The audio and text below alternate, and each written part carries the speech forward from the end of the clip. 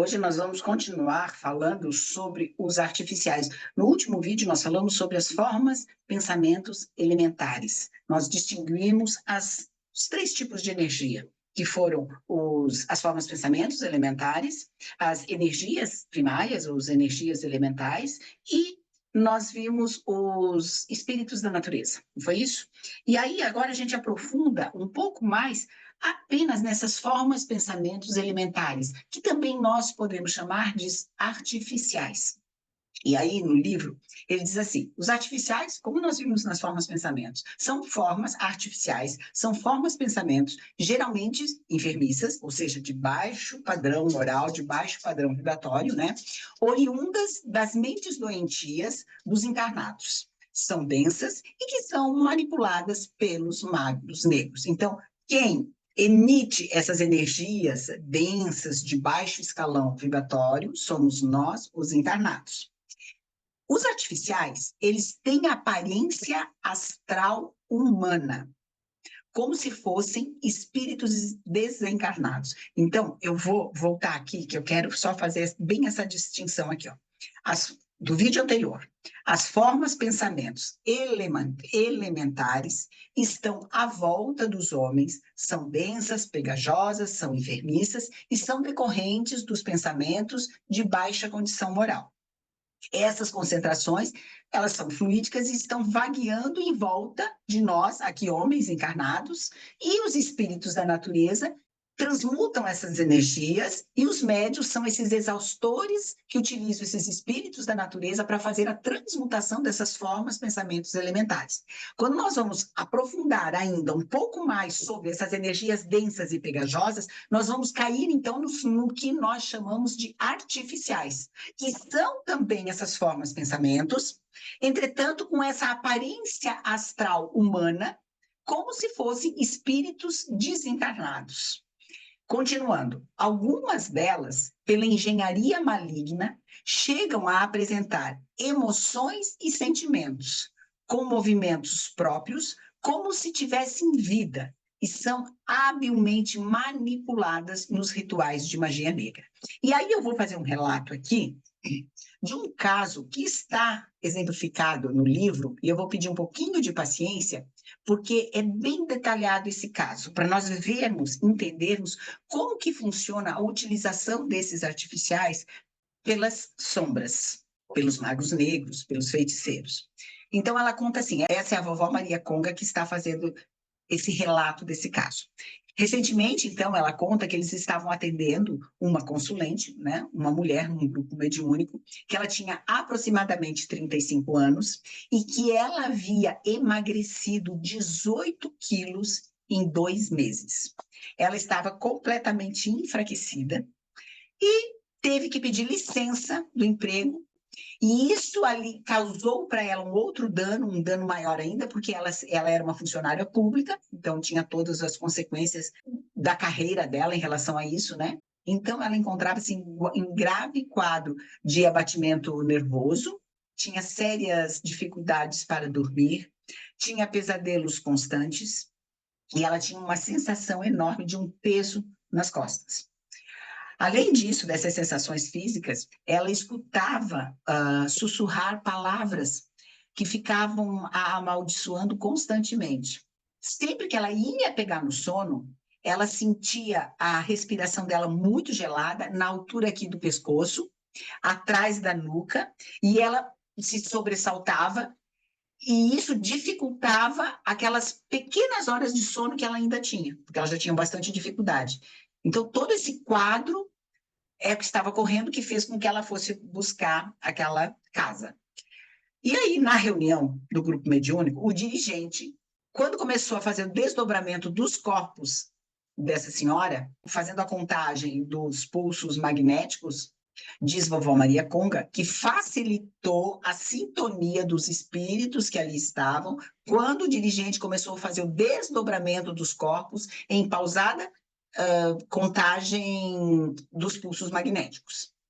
E essa espiritualidade que lá estava, imediatamente conseguiu verificar, pela clarividência, uma entidade muito escura de baixíssima vibração acoplada ao corpo etérico dessa atendida.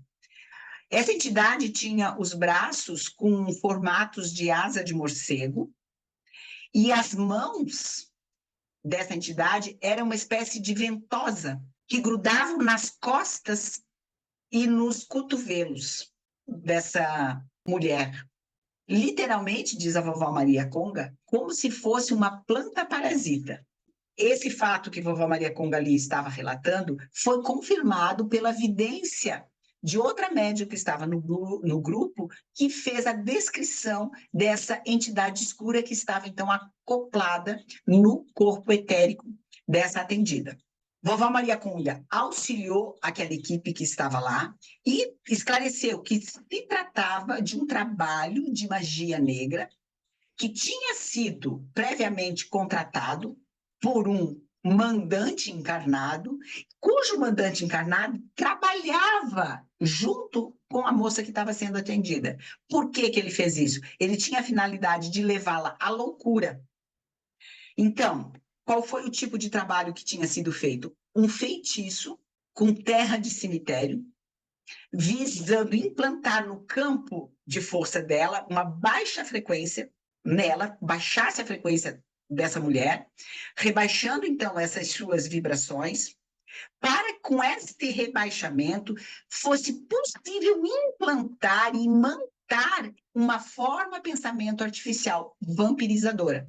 Diz vovó Maria Conga que essa forma pensamento vampirizadora implantada lá, a partir do momento que conseguissem baixar a vibração dessa mulher que estava sendo atendida, era muito mais eficaz e duradouro do que a técnica simplória, que é como ela fala, de se manipular um espírito sofredor que fica vagueando nas tumbas dos cemitérios, nas capelas durante o velório, que existe isso nos cemitérios, nós temos espíritos que estão lá vagueando, durante os velórios nós temos esses espíritos sofredores que estão lá, então que é muito mais eficaz e duradouro você imantar essa forma pensamento artificial do que capturar esse espírito sofredor e mantê-lo ali junto com a vítima, porque esses espíritos eles precisam se alimentar de restos fluídicos, de energias vitais, de cadáveres, que o artificial não necessita disso.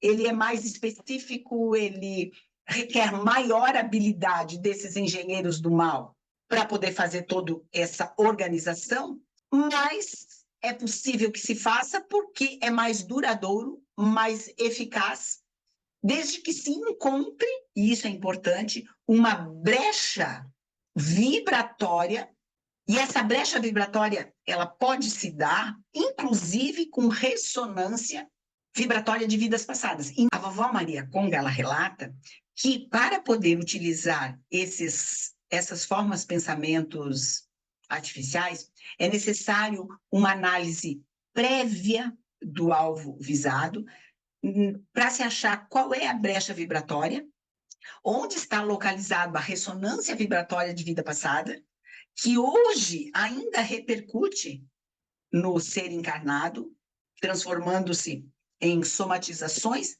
na vida presente, para que esses engenheiros do mal possam definir o tipo de forma pensamento que vai ser moldado para a eficácia desse planejamento funesto. Então, efetivamente, a pessoa que estava ali, aquela que estava em atendimento, havia sido uma feiticeira em vidas passadas, e isso, diz ela, facilitou enormemente a sua queda, a sua derrocada ante esse artificial que foi colocado nela.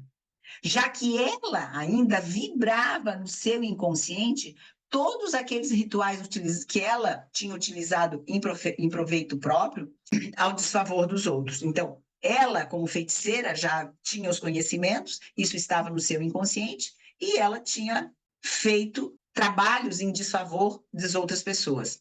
Diz vovó Maria Conga assim, ó, contudo, tratando-se de pessoa em franco processo de reforma íntima, teve merecimento para a atuação dos Exus que dão apoio aos trabalhos. Ou seja, nem tudo está perdido. Podemos ter feito e sido quaisquer tipo de pessoa no passado. Nada será impeditivo para que nós, daqui por diante, façamos a nossa reforma íntima, o nosso processo evolutivo. A partir do momento em que iniciarmos com a nossa boa vontade, nós vamos ter o nosso merecimento dessa ajuda para sairmos daquela situação, que foi o que aconteceu aqui. Então, é autorizada pelos pretos velhos a movimentação desses irmãos, que, quando agem, restabelecem a justiça, o que está acima dos nossos limitados julgamentos, e não se prende à definição do bem ou do mal, como entendemos. O que vovó Maria Conga nos diz é que, sim, é que quando o Exu atua, ele vai restabelecer o equilíbrio kármico e o merecimento individual, que está distorcido. E o que pode significar, na nossa precária concepção, que nós estamos fazendo um mal para os agentes que levaram a efeito a prática funesta da magia negra. Compreendem o que ela está querendo nos esclarecer? O Exu vai atuar de forma a reequilibrar e devolver o merecimento para aquela senhora que estava sendo atendida. E aos nossos precários conhecimentos e olhos, nós vamos, talvez, imaginar que os Exus estão fazendo um mal para aqueles seres encarnados que foram mandantes dessa magia negra.